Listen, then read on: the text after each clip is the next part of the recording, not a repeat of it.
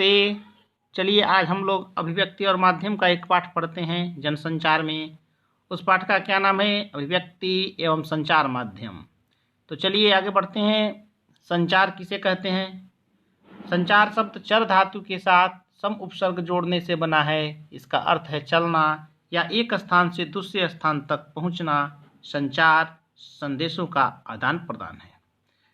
सूचनाओं, विचारों और भावनाओं का लिखित, मौखिक या दृश्य श्रव्य माध्यमों के जरिए सफलतापूर्वक आदान प्रदान करना या एक जगह से दूसरी जगह पहुंचाना संचार है। फिर देखते हैं बच्चों, जनसंचार क्या है? सूचनाओं, विचारों और भावनाओं का वो प्रत्यक्ष संवाद के बजाय किसी तकनीक या यांत्रिक माध्यमों के द्वारा समाज के एक विशाल वर्ग से संवाद कायम करना जनसंचार कहलाता है। साथ ही संचार के जो तत्व हैं वो देखते हैं। संचार के तत्व हैं बच्चों, एनकोडिंग, संदेश, माध्यम, प्राप्तकर्ता, फीडबैक और शोर, स्रोत। इसके बाद देखते हैं कि संचार के जो ये तत्व हैं उन तत्वों को हम किस तरह से, एनकोडिंग क्या है? संदेश को उस भाषा में एनकोडिंग करना, अर्थात सफल संचार के लिए संचारक का भाषा पर पूर्ण अधिकार होना चाहिए। संदेश, सफल संचार हेतु संदेश का सीधा व स्पष्ट होना ताकि प्राप्तकर्ता आसानी से समझ सके। माध्यम, टेलीफोन, समाचार पत्र, रेडियो, इंटरनेट व सिनेमा। प्राप्तकर्ता, प्राप्त संदेश में निहित अर्थ को समझने की कोशिश। फीडबैक और शोर, प्राप्तकर्ता की प्रतिक्रिया। स्रोत, संचार द्वारा एक उद्देश्य के साथ विचार, संदेश या भावना का किसी अन्य तक पहुंचाना। इसके बाद संचार के जो बच्चों प्रकार है, सांकेतिक संचार है, मौखिक एवं अमौखिक संचार है, अंतःवैयक्तिक संचार है, अंतर्वैयक्तिक संचार है, समूह संचार है और जनसंचार है। जनसंचार में फिर देखते हैं कि किसी तकनीकी एवं यांत्रिक माध्यम के जरिए संवाद कायम करना। जनसंचार की जो विशेषता है बच्चों वो है इसमें फीडबैक तुरंत प्राप्त नहीं होता है। जनसंचार के श्रोता, पाठक व दर्शकों का दायरा व्यापक होता है। इसके जरिए प्रचारित संदेश सार्वजनिक होते हैं। संचारक और प्राप्तकर्ता के बीच सीधा संबंध नहीं होता। औपचारिक संगठन की आवश्यकता है।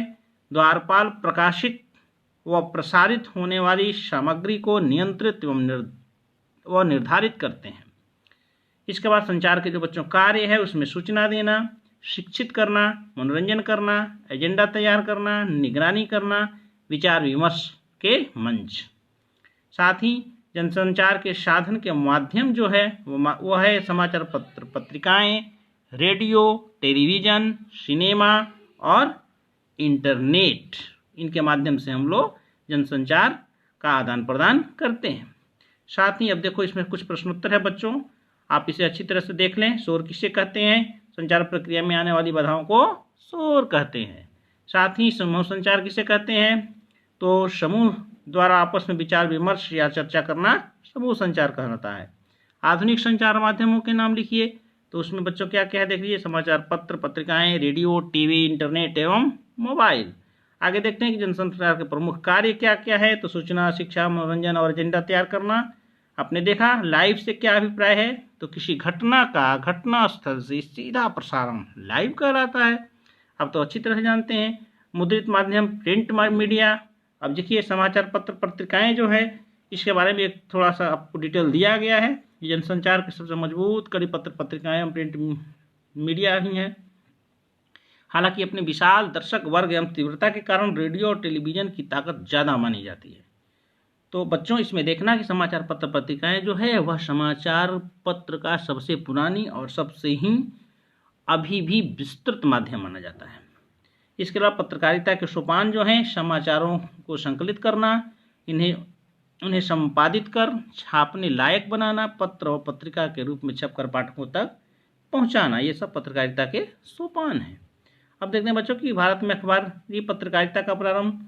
भारत में अखबारी पत्रकारिता की शुरुआत सन 1780 में जेम्स ऑगस्टस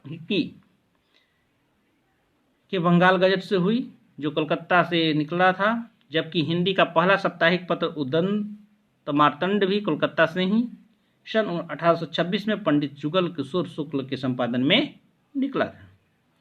इसके बाद आज़ादी के पहल के प्रमुख पत्रकारों में गणेश शंकर विद्यार्थी, माखनलाल चतुर्वेदी, महावीर प्रसाद द्विवेदी, बाबूराव विष्णुराव पराड़कर, प्रताप नारायण मिश्र, शिवभूषण सहाय, रामवृक्षपुरी और बालमुकुंद गुप्ता हैं। उस समय के महत्वपूर्ण अखबारों एवं पत्रिकाओं में केसरी, हिंदुस्तान, सरस्वती, हंस, कर्मवीर, आज, प्रताप, प्रदीप और विशाल भारत आदि प्रमुख है। अब देखो बच्चों, मुद्रित माध्यमों की सबसे बड़ी विशेषता क्या है। इसमें है बच्चों कि मुद्रित माध्यम में छपे हुए शब्दों में अस्थायित्व तो होता है, उसे हम आराम से धीरे धीरे पढ़ते हुए उस पर सोच भी सकते हैं।